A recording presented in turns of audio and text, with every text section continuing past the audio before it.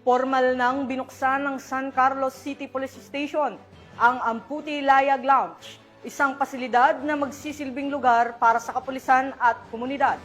Itinuturing itong simbolo ng pagkakaisa at serbisyong nakatuon hindi lamang sa seguridad, kundi maging sa kapakanan ng mga alagad ng batas at kanilang mga kaagapay sa komunidad.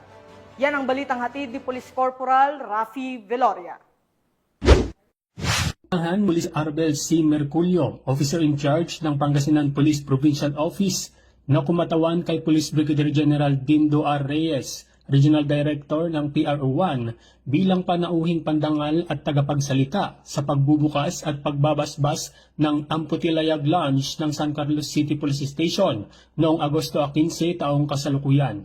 Naisakatuparan ang proyektong ito sa inisyatiba ni Police Lieutenant Colonel Eliazar C. Idolmo, Hepe ng San Carlos City Police Station at sa suporta ng lokal na pamahalaan ng San Carlos City, kung saan ni-renovate at mas pinaganda pa ang mess hall at kusina ng istasyon bilang pagpapakita ng malasakit sa kapakanan at moral ng mga tauhan nito.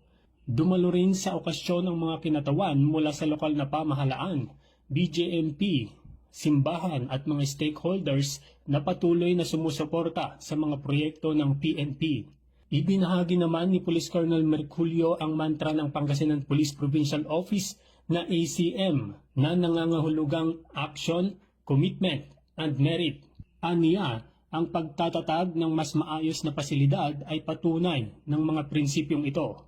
Aksyon sa pagpapabuti ng lugar ng trabaho, commitment sa kapakanan ng mga tauhan, at merit sa pagpapanatili ng kahusayan sa paglilingkod.